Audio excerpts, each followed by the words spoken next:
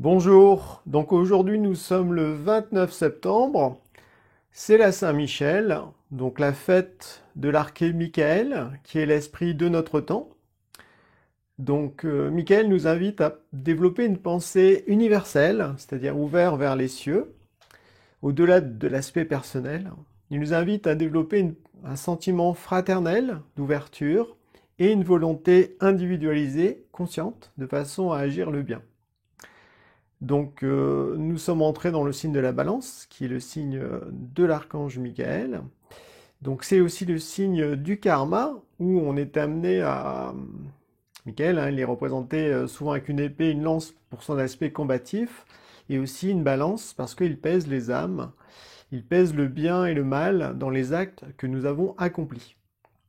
Donc, comme la balance est un signe très relationnel, c'est aussi au niveau du karma relationnel où est-ce qu'on en est.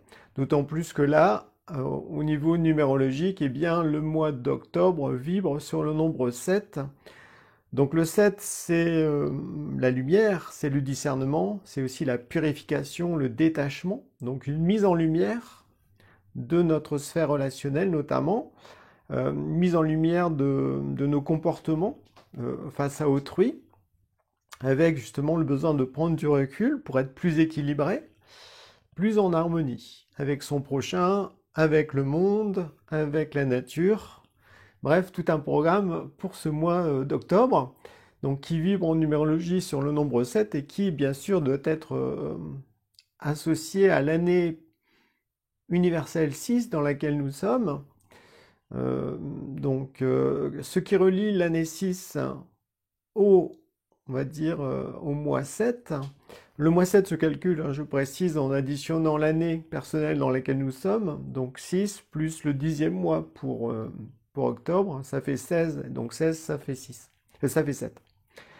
Donc il n'y a pas grand-chose au fond qui relie l'année 6 et le mois 7, parce que c'est vraiment deux univers très très différents. Le 6 est très famille, très relationnel, très dans l'aspect bonheur matériel, dans le bon sens du terme également, avec une notion d'engagement, de trouver sa place sur Terre, d'habiter dans un espace qui nous correspond intérieurement, de tenir compte de la nature, de sa santé, de la guérison, tout ça, du corps. Alors que le 7, lui, c'est plutôt, on rentre dans sa dimension intérieure, on se détache de tout ça pour prendre conscience de son esprit, pour justement s'ouvrir à une nouvelle réalité, ouvrir les portes du monde intérieur pour, au fond, développer la foi. Une véritable foi qui repose sur des expériences intérieures, sur des études de textes sacrés, au niveau des évangiles notamment, ou de textes d'initiés, pour ensuite eh bien, être amené à méditer sur ces textes pour les ressentir et eh bien, vivre des expériences intérieures qui nous aident justement à prendre conscience de certaines facettes de notre esprit. Donc le 6 et le 7 sont vraiment presque aux antipodes. En même temps, ben, la numérologie étant bien faite, il y a une sorte de reliance entre le 6 et le 7. Le 6, comme je le disais, est relié au domaine de la santé et donc à la notion de guérison. C'est aussi relié à l'art, dans l'aspect esthétique, beauté, que l'on retrouve d'ailleurs dans le signe de la Balance. Et le 7, lui, c'est plutôt un art inspiré, c'est-à-dire relié au monde spirituel, pour apporter dans le monde, eh bien, ouais, une beauté morale, une beauté spirituelle. Donc, aider les gens aussi à percevoir ce qui est vrai, ce qui est juste dans leur destinée. Et aussi, bien sûr, avec le 7, développer la foi, tel que je le disais. Donc ce qui relie la guérison et la foi, eh bien, c'est le Christ directement qui, il y a 2000 ans, a accompli, en s'incarnant sur Terre, un certain nombre de guérisons assez miraculeuses, hein, comme l'aveugle de naissance, des paralytiques, des lépreux. Enfin, quand on lit les évangiles, le Christ a accompli énormément de guérisons lors de son passage sur Terre. Donc c'est signe qu'au fond, l'être humain peut guérir de ses blessures ou de son karma, parce que forcément, quand on a des graves maladies ou qu'on a des problèmes, on est face à des épreuves, c'est-à-dire que l'on rencontre son karma. Karma que l'on relie justement au signe de la balance. Et donc, grâce à la foi, mais c'est pas une foi croyance telle qu'on l'entend dans la religion, c'est plutôt une foi qui repose sur l'expérience intérieure, sur le questionnement, sur la réflexion, sur la recherche de vérité, les ressentis également, la pensée du cœur, qui fait que petit à petit, on perçoit en soi la réalité du monde spirituel, la réalité de notre destinée, la présence de notre ange gardien, et tout ça, eh bien, ça constitue des pierres de foi. Ensuite, il faut accomplir des actes, les actes de foi. Donc par rapport à ce que le Christ a pu réaliser sur Terre, eh bien, il y a 2000 ans, notamment au stade de la guérison, puis pourquoi est-il venu sur Terre? Eh bien, je vous recommande le nouveau livre de Pierre Lassalle, qui est sorti en septembre, qui s'appelle L'héritage du Christ. Donc c'est un livre que vous trouverez aux éditions Terre de Lumière, dans lequel Pierre Lassalle témoigne de ses rencontres avec le Christ et de ses compréhensions de certains passages des évangiles, donc c'est très parlant, très fort. Il évoque également l'origine du Christ et sa mission terrestre, donc ça n'a rien à voir avec les religions, hein, le Christ est venu pour l'humanité tout entière, et donc il parle aussi en fin d'ouvrage de la parousie du Christ, donc de sa présence en esprit dans le monde éthérique, dans le corps d'un ange. Donc tout cela peut être très instructif et en même temps permettre de développer une foi véritable, parce que en fait, le Christ, en s'incarnant il y a 2000 ans, a apporté 3 vertus théologales, justement, qui sont reliées à Théo, donc à Dieu. Il y a la vertu de la foi connaissante, la vertu de la fraternité et la vertu de l'espérance. Au préalable, durant l'Antiquité, il y avait 4 vertus à cultiver quand on pratiquait un cheminement spirituel. Il y avait donc la justice, la tempérance, la force et la prudence. Donc c'est ce qu'on appelle les vertus cardinales associées à cela. Et donc il y a 3 vertus qui ont directement été apportées par le Christ, parce que ces vertus de foi, de fraternité et d'espérance nous relient directement à l'impulsion christique dans notre cœur. Donc c'est intéressant de ce fait de lire les évangiles, de lire aussi cet ouvrage, et puis de méditer ensuite sur le contenu, de façon à comme réveiller en nous, eh bien, ce qui nous semble réel au niveau de l'existence du monde spirituel ou de la connaissance du Christ. Voilà, donc un livre à lire pendant l'automne qui est bien adapté justement à ce mois d'octobre, qui vibre sur le 7, parce que le 7, eh bien, c'est l'étude de la connaissance spirituelle, c'est la quête de sagesse, c'est le fait d'analyser aussi les situations que l'on rencontre.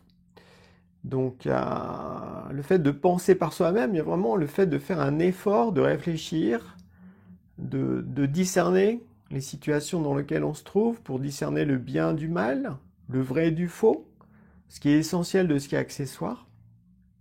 Donc, le 7 invite à mettre la lumière, globalement, sur ce que l'on vit, sur nos relations. Comme là, on est dans le signe de la balance, eh bien, c'est vraiment une mise en lumière relationnelle, qui entraîne forcément un besoin de purification, d'où le titre de cette vidéo, purification relationnelle, à savoir que le karma se présente quasiment toujours avec des relations en jeu. Donc ça veut dire qu'il faut comprendre ce qui se joue, les tenants et les aboutissants dans les relations qui nous perturbent, de façon à saisir sa part de responsabilité, et de là, eh bien, opérer des transformations, pardonner à la personne, se pardonner à soi-même, se détacher, accepter aussi le miroir que la personne nous renvoie. Et donc là, ça va bien avec le signe de la balance et le nombre 6 également, où, eh bien, face à l'extérieur, dès qu'il y a quelque chose qui nous touche, que ce soit agréable ou désagréable, eh bien, ça veut dire que ça fait écho à quelque chose que l'on porte en soi. Et ensuite, avec l'énergie du 7, de l'énergie du mois universel 7 d'octobre, eh bien, on met la lumière sur ce miroir pour essayer de comprendre, en fond, qu'est-ce qui se joue réellement dans la scène dans laquelle je suis, de façon à en tirer des leçons, à faire un travail de purification intérieure, pour se libérer de vieilles histoires, mais pour se purifier, la première chose à faire, c'est d'accepter d'être responsable de ce qui nous est arrivé. Donc, tant qu'on rejette la faute sur l'autre, donc on dit que c'est la faute de l'autre et que soi, ben, on se pense pur, voilà. En fait, on est dans l'illusion. Donc là, c'est un des travers du 7, c'est qu'on est trop dans sa tête, on est trop dans ses hauteurs et on regarde les gens un petit peu de haut et voilà, on ne veut pas, au fond, atterrir et puis être dans la réalité.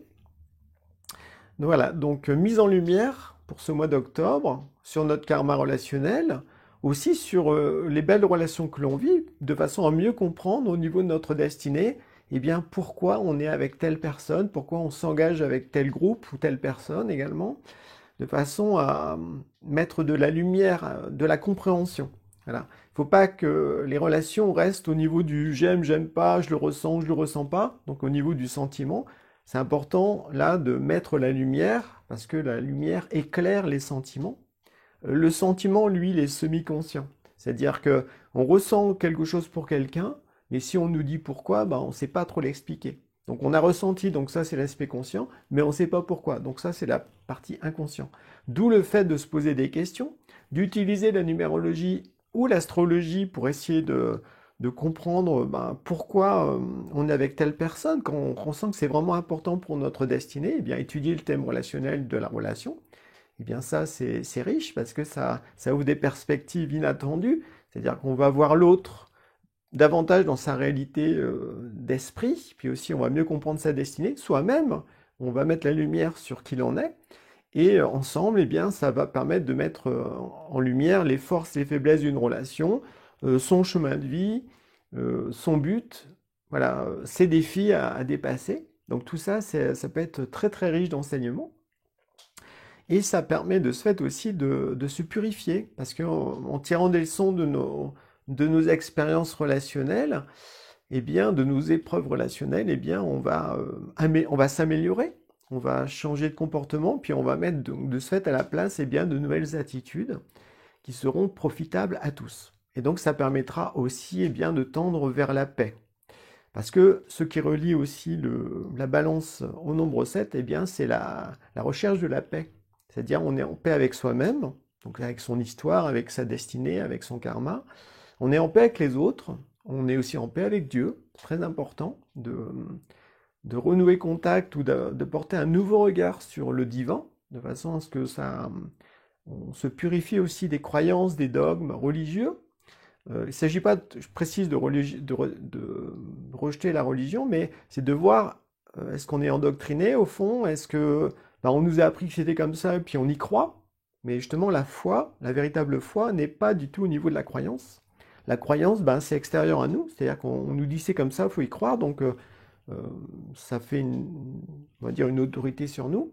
Une véritable foi, ça repose sur des expériences intérieures. Donc après, quand on a ressenti l'existence du divin en soi, dans la nature, on a ressenti l'existence de son ange, on a ressenti la bienveillance de sa destinée, même si des fois on vit des épreuves qui nous secouent comme un cocotier, ça n'empêche que si on dépasse ça, on va se rendre compte que au fond c'est bienveillant, ça nous a permis d'évoluer. Donc ça, ce sont des expériences indélébiles qui construisent au fond nos pierres de fondation de la foi. Et puis les autres pourraient nous dire, ce que tu as vécu, ce que tu as ressenti, ça vaut rien, c'est nul, on voit nulle explication là-dessus. Peu importe en fait.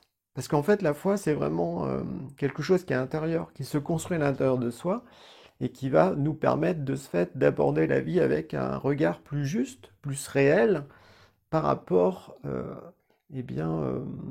ressentir qu'effectivement il y a le monde des apparences, c'est le décor dans lequel on joue notre scène de vie.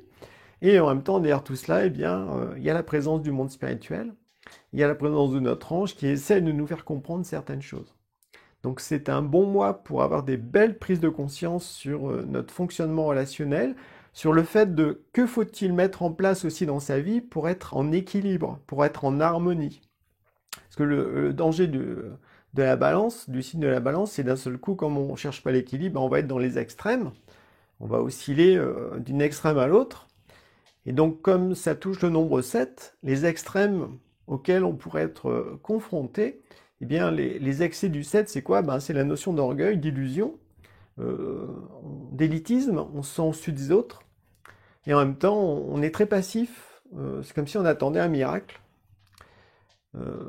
On peut avoir une spiritualité planante qui justement n'est pas reliée à la réalité, on n'a pas les pieds sur terre. Et à l'inverse, le manque de 7, c'est quoi? C'est quelqu'un qui rejette le spirituel, qui veut pas être responsable, qui est très intellectuel, qui critique beaucoup et qui peut faire preuve au fond d'imprudence, voire d'idiotie, parce que dans certaines situations, ben, c'est comme si, même quand plusieurs personnes disent à quelqu'un, non, faut pas faire ça parce que c'est trop dangereux et tout, la personne elle est butée, puis elle y va. Vraiment un manque comme ça de prudence, de sagesse en fait. Alors que le véritable 7, lui, demande eh bien, des efforts de conscience pour s'individualiser, percevoir ce qui est vrai en soi, ce qui est faux, ou ce qui est de l'illusion ou du rêve, ou des attentes aussi relationnelles. Et puis il y a cette quête de vérité qui est très forte, cette aspiration au fond à saisir sa propre lumière, la lumière de son esprit, et à l'exprimer. Parce que le 7, même si c'est le nombre de la sagesse, c'est une sagesse qui est vécue concrètement sur Terre. C'est comment, au fond, le spirituel peut se manifester dans notre vie, que ce soit dans nos relations, dans notre créativité, dans notre travail, eh bien, on peut aborder tous les domaines de notre existence avec un état d'esprit spirituel. Et c'est ça que nous invite aussi le 7, c'est que changeons d'état d'esprit par rapport à notre vie habituelle, mettons-y de l'esprit, et de ce fait, grâce à cela, eh bien, on sera plus équilibré, parce qu'à la fois, il y aura la dimension matérielle concrète et la dimension intérieure spirituelle, ou la dimension céleste. Le problème que l'on peut croiser durant ce mois d'octobre, c'est que la balance, elle supporte pas d'être seule. Donc, elle a toujours besoin de s'attacher à des gens. Là encore, ben, ça peut créer des problèmes. Alors que le 7, lui, au fond, il aspire à la solitude intérieure, à se retrouver. Donc là, on peut voir une difficulté que l'on pourrait croiser durant ce mois d'octobre. Une sorte de tiraillement entre je veux rester attaché à certaines personnes pour me sentir en sécurité, mais en fait c'est affectif, c'est extérieur, ou alors je rentre en moi et j'accepte de me détacher. Et entendons-nous bien, le détachement, ce n'est pas du rejet, c'est simplement qu'en soi, on accepte d'être seul dans son monde intérieur pour prendre ses décisions, pour partir en quête de la sagesse, développer sa foi, voilà, chercher la vérité et de ce fait s'individualiser, c'est-à-dire se déconditionner de certaines habitudes, familiales notamment, parce que le 6 en négatif, eh bien, c'est les valeurs familiales, d'attachement, de rôle, et là avec le 7, c'est comme s'il fallait vraiment lâcher tous les rôles sociaux, familiaux, pour être davantage soi-même, voilà, être vrai. Être vrai, arrêter de faire semblant, de jouer un rôle, mais être vrai.